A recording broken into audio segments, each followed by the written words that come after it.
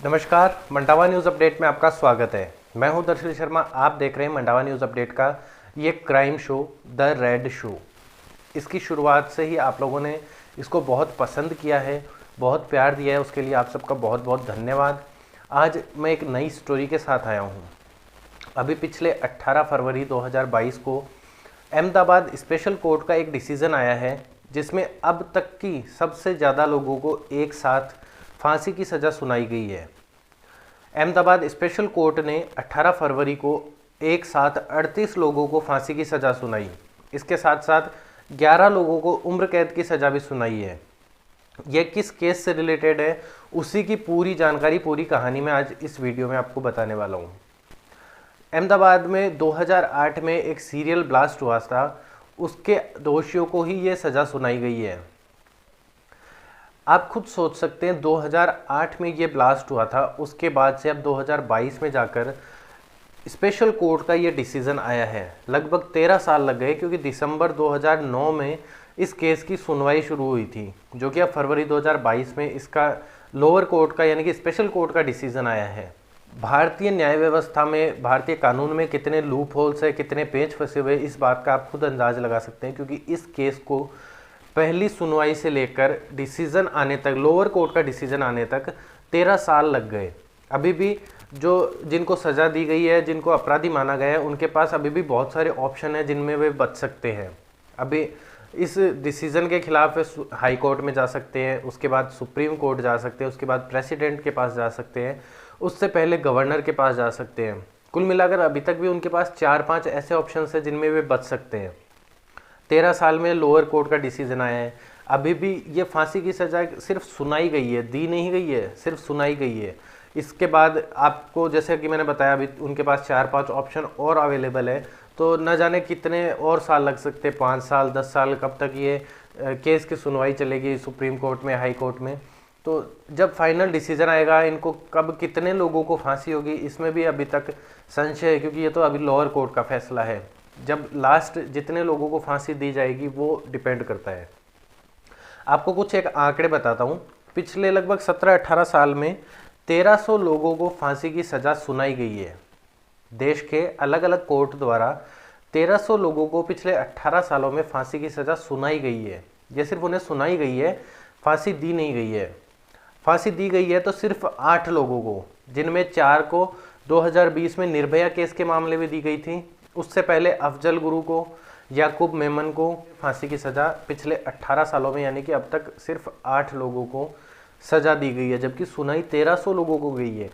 इन आंकड़ों को देखकर आप खुद अंदाज लगा सकते हैं किस तरह से हमारी न्याय व्यवस्था में पेच फंसे हुए, कितने लूप होल्स हैं।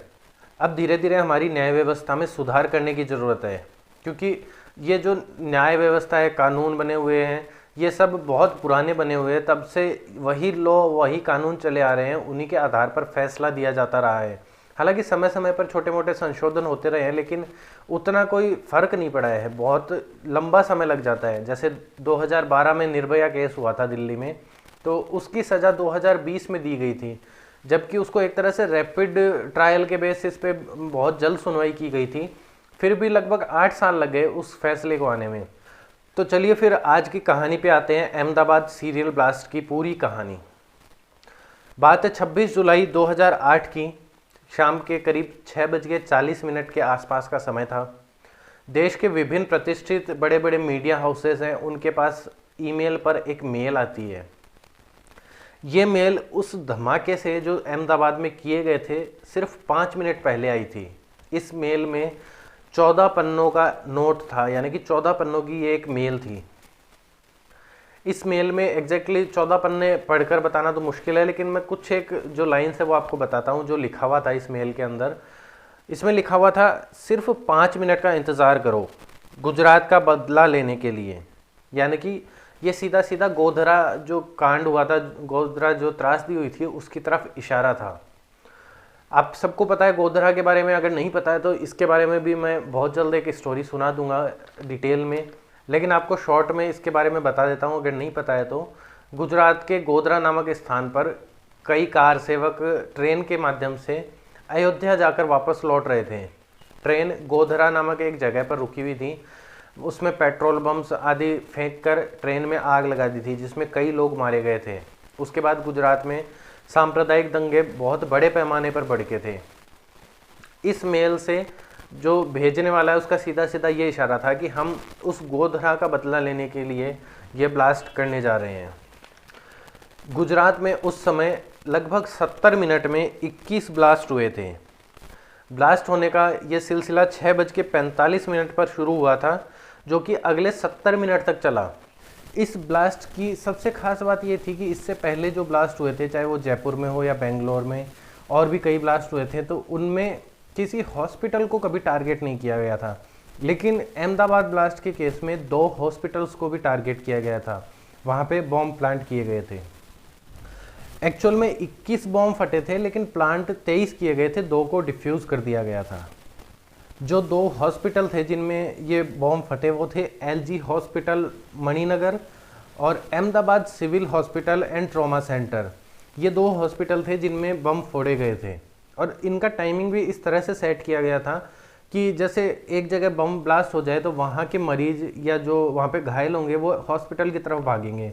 इसके अलावा हो सकता है वहाँ पे कई नेता भी आ जाएं, पुलिस होगी और भी कई लोग होंगे, यानी कि भीड़ भाड़ वाली जगह बन जाएगी, क्योंकि इससे पहले वहाँ पे दूसरी जगह ब्लास्ट करने का उन्होंने प्लान कर लिया था कि वहाँ के जो ब्लास्ट में घायल लोग होंगे वो हॉस्पिटल की तरफ ही भागेंगे। तो उन्होंने इस तरह से ये प्लानिंग की थी, टाइम सेट किया था कि जब हॉस्पिटल में बहुत ज़्यादा भीड़ होगी उस टाइम पे वहाँ पे ब्लास्ट होगा, जिससे ज़्यादा नुकसान हो। तो अहमदाबाद के 2 हॉस्पिटल, LG हॉस्पिटल और Ahmedabad civil hospital and trauma centre में भी ब्लास्ट किए गए थे। इस ब्लास्ट में टोटल 56 लोगों की डेथ हुई थी और 243 इंजर्ड हुए थे। जो 56 लोगों की डेथ हुई उनमें से आधे के करीब लोग इन 2 हॉस्पिटल्स में ही मरे थे। यहाँ पे सबसे ज़्यादा नुकसान हुआ क्योंकि यहीं पे ज़्यादा भीड़ भाड़ थी। इसके अलावा जो ये ब्लास्ट किए गए थे ये मोस्टली टिफ़िन बॉम्ब के रूप में ब्लास्ट किए गए थे। किसी साइकिल पे साइकिल के द्वारा इन बम को ले जाया गया था एक टिफ़िन में डालकर, जिससे किसी को शक भी ना हो, क्योंकि नॉर्मली जैसे साइकिल वगैरह वो जो मिडिल क्लास के या मज़दूर जो लोग होते हैं वो यूज़ करते हैं, और उनके साथ में खाने के लिए टिफ़िन वगैरह भी होता है, तो पुलिस को इस पे ज़्यादा शक न हो, इसलिए टिफ़िन बॉम्ब का इस्तेमाल किया गया था। 23 जगहों में से 2 जगह कार बॉम्ब थे, जबकि 21 जगह साइकिल बॉम्ब का यूज़ किया गया था। जब ये बॉम्ब ब्लास्ट हुआ उस टाइम पे गुजरात के CM जो नरेंद्र मोदी है वो हुआ करते थे, और भारत के PM मनमोहन सिंह थे। अहमदाबाद में एक एक करके कुल 21 ब्लास्ट हुए, जबकि 2 को डिफ्यूज़ कर दिया गया। तो जब ब्लास्ट हो रहे थे तो मीडिया हाउसेस को भी ये लगा कि ये न्यूज़ कहीं ना कहीं सच है, और एक एक करके ये जैसे जैसे बढ़ रहे थे तो जो हताहत हो रहे थे, जो घायल हो रहे थे, उनकी संख्या भी बढ़ रही थी। पुलिस भी एक बार के लिए शक पका गई कि इतने सारे ब्लास्ट एक साथ कैसे हो सकते हैं। जो मीडिया हाउसेस के पास जो मेल आई थी उसमें मेल के नीचे लिखा हुआ था इंडियन मुजाहिदीन, यानी कि ये सीधा सीधा इशारा था कि इंडियन मुजाहिदीन के द्वारा ही ये ब्लास्ट करवाए गए हैं।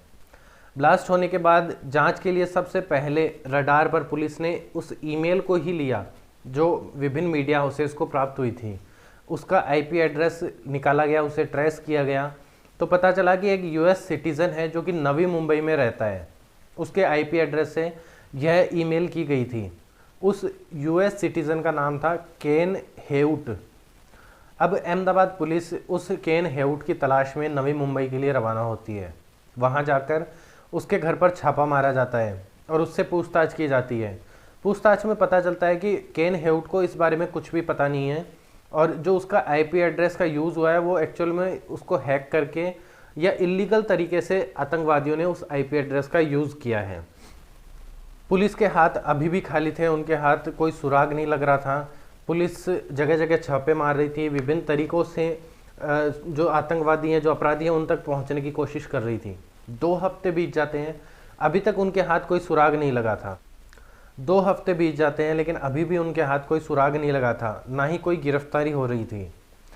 इसके बाद इस केस की जांच करने वाले IPS अफसर को 2 हफ्तों के बाद मुखबिर से एक सूचना मिलती है, जिसमें मुखबिर बताता है कि उसने एक रेड एंड वाइट कलर की कार जो कि ब्लास्ट में यूज़ ली गई थी वो भरूच में देखी है। भरूच एक जगह है गुजरात में ही।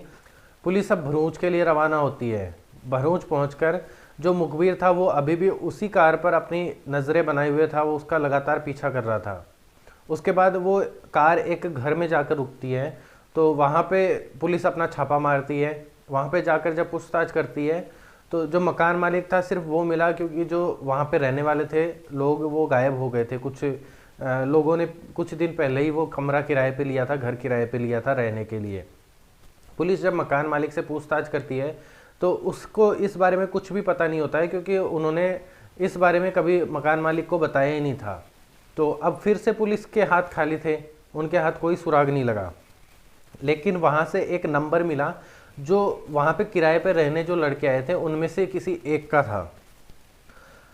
पुलिस ने अब उस नंबर को ट्रेस करना शुरू किया। धीरे धीरे उस नंबर के माध्यम से पता चलने लगा, जो अदर नंबर्स थे उस पर जो कॉल आ रहे थे, कॉल जा रहे थे, तो उन अदर नंबर के बारे में भी पुलिस को पता चलने लगा, उन पे को भी ट्रेस किया जाने लगा, जीरो इन किया।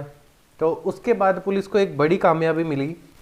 पुलिस ने मुफ्ती अबू वाशिद को गिरफ्तार किया, जो कि कहीं ना कहीं इंडियन मुजाहिदीन से ही जुड़ा हुआ था। मुफ्ती अबू वाशिद को पुलिस ने गुजरात के बाहर से गिरफ्तार किया था। उसके बाद उसे गुजरात लाया गया, वहाँ पे उससे पूछताछ की गई और उसके बताने के अनुसार 10 और लोगों को गिरफ्तार किया गया।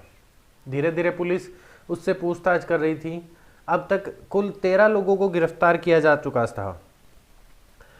इसके बाद जब 26 जुलाई को अहमदाबाद में जो धमाके हुए थे, उसके बाद 29 जुलाई को सूरत में भी 18 बॉम्ब मिले थे।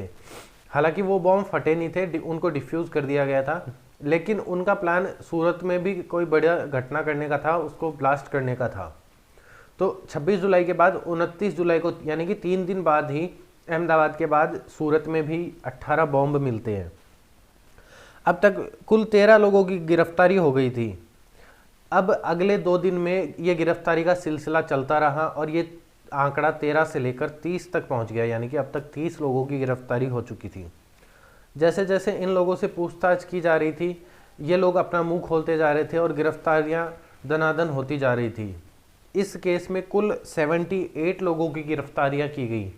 पुलिस ने जो ये 78 लोगों की गिरफ्तारियां की थी, इनमें से 13 लोग अहमदाबाद के, 5 वडोदरा के, 1 भरूच, 1 भुज, 2 सूरत, 11 महाराष्ट्र, 12 MP, 10 कर्नाटका, 9 यूपी, 5 केरला, 3 आंध्र प्रदेश, 3 राजस्थान, 2 झारखंड और 1 बिहार का था, जिनको पुलिस ने गिरफ्तार किया था। इन 78 लोगों में पूछताछ में पुलिस को पता चला कि इंडियन मुजाहिदीन गोधरा का बदला लेने के लिए पिछले 1 साल से इस बॉम्ब ब्लास्ट की साजिश कर रहा था। उन्होंने साइकिल बॉम्ब का यूज़ किया था। इसके अलावा ये जो 78 लोग थे जिन्होंने इस पूरी साजिश में साथ दिया, उनकी अलग अलग जगह ट्रेनिंग भी हुई थी। वो केरला में भी हुई थी, पावागढ़ गुजरात में भी हुई थी। इसके अलावा एक दो और भी जगह थी जहाँ पे इनकी ट्रेनिंग की गई थी। बाकायदा इनको बॉम्ब कैसे प्लांट करना है, कैसे ब्लास्ट होगा, उस सब की ट्रेनिंग दी गई थी।